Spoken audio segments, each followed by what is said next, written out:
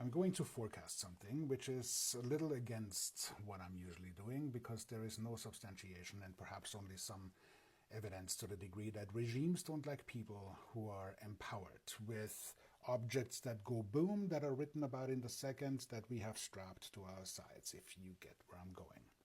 Because undoubtedly, at some point in the future, the incoming administration is going to do something where even their voting base is going to say, well, hold up a minute, not so fast, uncool, we are not going to play along. At that point, it may come to some form of opposition, and in the event of such opposition, the fewer objects that are in circulation that go boom, the lesser the probability of harm to the regime. So they are going to have vested interest in trying to get some of that out of circulation. But they can't really come right after the second because that would immediately be met with objection from their base. So my thought is that they're going to start segmenting out between the two delineation in which they believe in, male, female.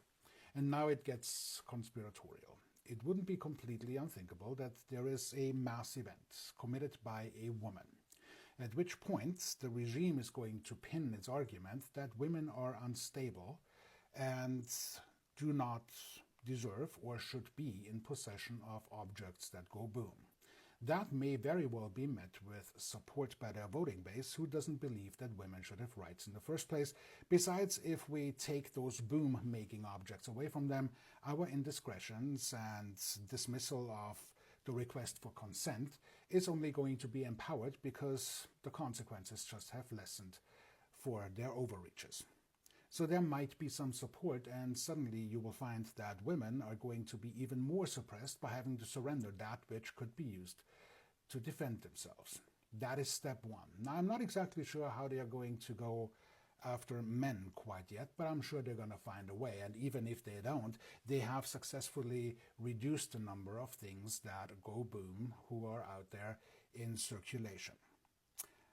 That's where I see some variation of the future play out. And I might just be completely off my rocker, at which point feel free to tell me in the comments, but I can see that there is going to be a play on the second based on demographics with an event that allows them to have the support for an argument that disarms women of things that go boom. A couple of days ago I was filming about this. I'm going to forecast something which is a little against what I'm usually doing because there is no substantiation and perhaps only some evidence to the degree that regimes don't like people who are empowered with objects that go boom, that are written about in the seconds that we have strapped to our sides, if you get where I'm going. And then I was made aware of this. Bring in something called the gun violence restraining order.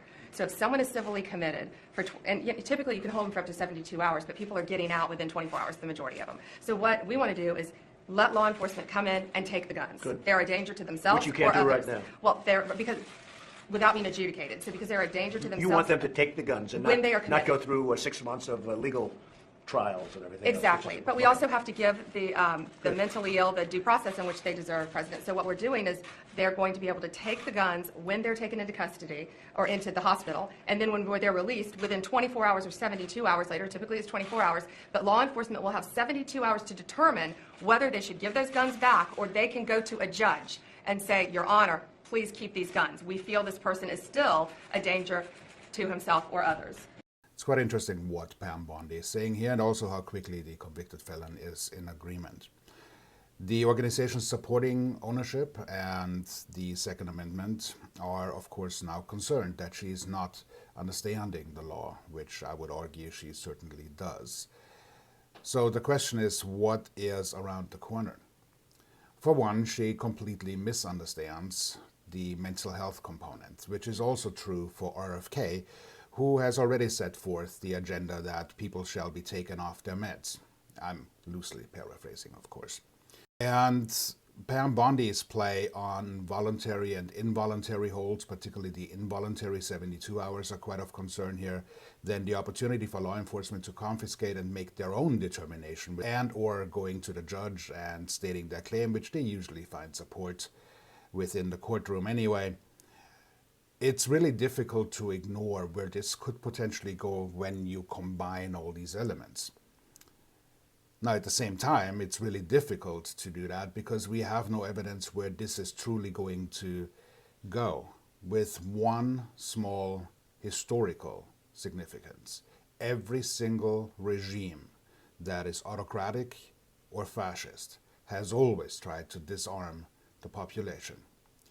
Now, in this case, if you add all those elements together, it could very well be the case that this is the legitimized play to come after that, which could harm the regime. And then we have to have the conversation about the military and the guards in the United States, where we are definitely outclassed.